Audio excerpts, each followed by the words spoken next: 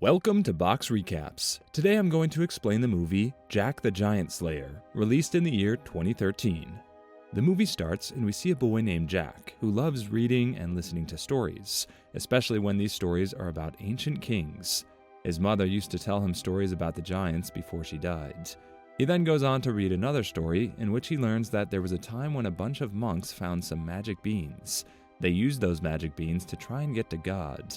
But when they went up there, they came across something they never knew existed. This place was called Gantua, and it was home to dangerous giants. These giants then made their way to the earth. The giants went on to rob and kill the humans at will.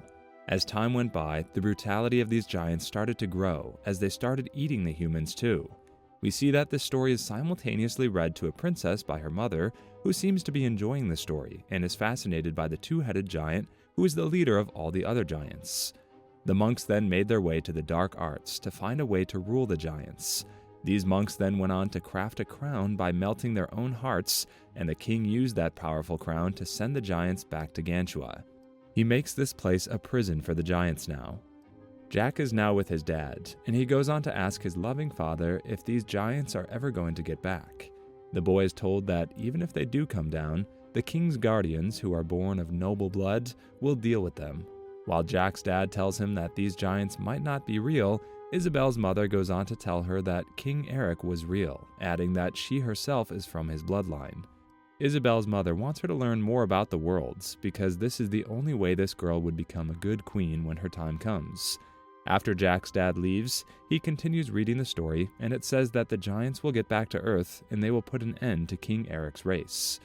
10 years have gone by, and Jack is now a grown-up boy. His uncle sends him to the town to sell a horse and tells him not to get distracted by the things in the town. When he's in the town, Jack ends up getting distracted by a theater. In the play going on, they go on to portray the story of King Eric and the giants. Jack is also in the audience, and he finds it hard to avert his gaze from a beautiful girl in the audience, and she also notices him staring at her. The next thing he sees, there are 3 men who are trying to force themselves on the girl. The girl right away decides to get out of there, but the men go on to follow her. She's followed by the 3 men again, and Jack decides to intervene, knowing that the girl is in trouble. One of them punches Jack in the face, but Jack still pleads with them to let the girl go. This is when a royal guard appears there, and the 3 men start begging the guard to let them go, as they do not want to mess with him. This is when Isabel gets on her horse. Seeing that this is the princess, the 3 men right away get on their knees, and Jack does not understand what is going on. When Jack gets out of there, he's shocked to learn that his cart has been stolen. The scene then changes to the king's castle, where we see Lord Roderick, who goes to a room where all the relics are kept. He is shocked to learn that the magic beans have been stolen, but King Eric's crown is still there. He realizes that it has been stolen by a monk, whom he let pass a while ago. Lord Roderick goes on to tell the guards to close the doors of the castle and look for the monk. The monk is out. When he learns that the guards are already looking for him, he sees Jack, who is trying to sell the horse. He goes on to offer some money to Jack for the horse, but Jack does not like the price. The monk then offers him the magic beans, and Jack says no again. The monk tells the boy that if he takes these beans to the king, he will be paid a heavy price for that, because they are holy relics. Before Jack even says yes to the deal, the monk tells him never to lose these beans, and not to get them wet either. As Jack looks at the beans, bewildered at what is going on, the monk has already gotten on the horse and ridden away. However, the monk is still caught by the guards, and in the meantime, Isabel also gets back to the castle. Jack goes home and shows the beans to his uncle, telling him that he has traded the horse for these, but his uncle goes on to scold him as he does not care about the magic beans. On the other hand, the king goes on to scold his daughter for running off to watch a theater show. He tells her that it's really dangerous, adding that she's a future queen and she should start behaving like one. Isabel then argues with her father, as he wants to marry her off with Roderick, who is twice her age. Jack's uncle, on the other hand, flings away the beans in disgust, telling him to grow up as he's 18 already. Isabel, on the other hand, is told by her father that she should remain in the palace, but she's not happy about taking orders. In the meantime, the monks are being tortured by Lord Rick and Roderick. The monk tells Roderick that he will never be able to control those beans, and Roderick goes on to kill him. Isabel gets out of the palace in the middle of the night, and there's a heavy storm. On the other hand, Jack's uncle is also out in the storm, and he keeps getting worried for him. After a while, he goes on to decide that he's going to go out in the storm and look for his uncle. But just as he's about to open the door, there's a knock on the door, and it turns out to be Princess Isabel. He right away invites her in. In the meantime, the water gets inside Jack's hut, and those magic beans are about to get wet. Jack and Isabel talk to each other, both talking like they've not seen each other. Jack goes on to tell her that he fought for the princess's honor in the market earlier. Jack finally decides to cut off the pretense as he goes on to kneel in front of the queen, but she tells him to stand up, and also thanks him for defending her earlier at the theater. In the meantime, one of the beans gets wet, and it takes root and grows into a massive beanstalk that carries the house and Isabel into the sky as Jack falls to the ground. Jack tries his best to save the princess, but his house keeps getting higher and higher. He finally manages to get a hand on the princess, but he only grabs her necklace given to her by her mother. As she flies away, Jack falls down and passes out. The next day, he's woken up by the king, who has been looking for his daughter. The king asks Jack why he has his daughter's necklace. The royal guard, who was at the theater, now recognizes Jack and tells the king that he's not a bad man. It is decided that Jack, along with Roderick, are going to try and look for the princess. Jack, Roderick, and Roderick's attendant, Wick, join the king's knights, led by Almont and his second-in-command, Craw, go on to start climbing the beanstalk in search of Isabel.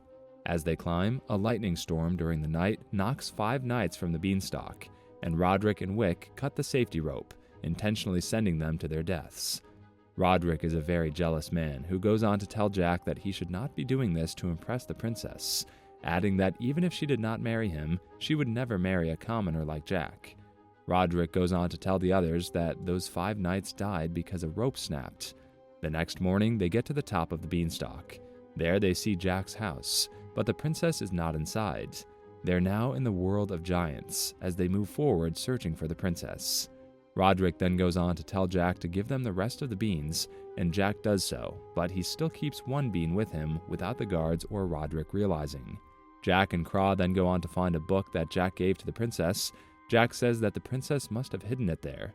They then see some marks, and Jack theorizes that she must have been pulled up by something really big. They then decide to split up in 2 teams to look for her, one with Jack, Almont, and Craw, and the other including Roderick, Wick, and a knight. They then spot a sheep and try to catch it. As they do that, a giant appears. Jack and Almont go into hiding, while Craw is spotted by the giant. Just as the giant is about to eat Craw, Almont comes out and goes on to stab him. But this stab is merely a pinch for the giant, and he takes away both Almont and Craw as Jack looks on in his hiding spot. The other group comes across a waterfall, and the Guardian tells Roderick to wait for him there while he finds another way. Roderick then tricks the Guardian to get him close to the ledge and pushes him to his death, but then immediately encounters 2 other giants. One eats Wick, but Roderick dons the magical crown, and the giant stops. On the other hand, we go on to see Isabel, who has been taken prisoner by a giant. The giant goes on to ask her who she is and how she got there. She does not tell him anything. He asks her who else is with her, and she tells him that she's alone. The 2-headed giant also knows that Isabel is the descendant of King Eric. He then shows off the princess to his other men, and this is when the other giants get there. He's carrying Craw and Almont. The leader goes on to ask them a few questions, but Craw is rude to the giant leader, prompting the giant to eat him. The giant then goes on to threaten Almont to answer his questions or he will kill Isabel. Jack manages to get to the giant city, and this is when we see Roderick walking into the hall full of giants wearing the magical crown. All the giants bow to him. Even the leader of the giants is on his knees in front of him. Isabel is shocked to see this, and she is even more shocked when Roderick goes on to tell the giants to get ready for the invasion of the earth, telling them that they're going to finish off everything on earth. The general of the giants, named Fallon, does not like these orders at all. Almont and Isabel, on the other hand, are taken to the kitchen because they are to be chopped up and cooked by the giant cook. Jack makes his way to the kitchen, just as the giant pulls the princess out of the cage and is about to chop her up. Jack, however, manages to stab the giant with a knife he takes from the kitchen. He then hands the knife to Almont, who manages to free himself. Jack, in the meantime, keeps hitting the giant from behind and finally manages to finish him off. Almont is really impressed by him, and Jack goes on to tell him that he knows a way out of this place. The scene changes to Cloister, where the king goes on to ask his generals if they should cut down the beanstalk, and the generals like the idea. Jack cleanses Isabel's wounds, and she blames herself for all that is happening. Jack tells her that even if she had not done it, Roderick would have killed her father and taken over the kingdom because he is a greedy man. They then decide to get out of there and follow a river that leads them to the edge, where they find a giant who's sleeping. They wake up the giant, who ends up falling off the beanstalk and lands right on the earth. Elmont tells both Jack and Isabel to leave, adding that he needs to take care of Roderick. He makes Jack the new guardian, and the two leave after Isabel hugs Elmont goodbye. Back on Earth, seeing the giant's body, the king orders the beanstalk cut down to avoid a giant invasion, putting the safety of the Earth ahead of Isabel's possible return. The general at first does not comply to the king's orders, telling him that if they cut it down, the princess will never come back. But when the king himself starts cutting down the beanstalk with his sword, the general orders his men to start the operation to cut down the whole beanstalk. Jack and Isabel head down the beanstalk, during which they admit their growing feelings for each other. Back in the giant worlds, Elmont attacks Roderick when he is leading the giant army. During their fight, he manages to kill him, but Fallon, the leader of the giants, gets his hands on the crown and becomes the new king of the giants. Elmont is forced to escape down the falling beanstalk or be trapped in the giants' realm. Jack, Isabel, and Elmont all survive the fall after the beanstalk is cut down. As everyone returns home, Jack warns them the giants used Roderick's beans to create beanstalks to descend down to attack Cloister. The giants chase Jack, Isabel, and King Bromwell into the castle, where Elmont fills the moat with oil and lights it. Fallon falls into the moat and breaks into the throne room from below.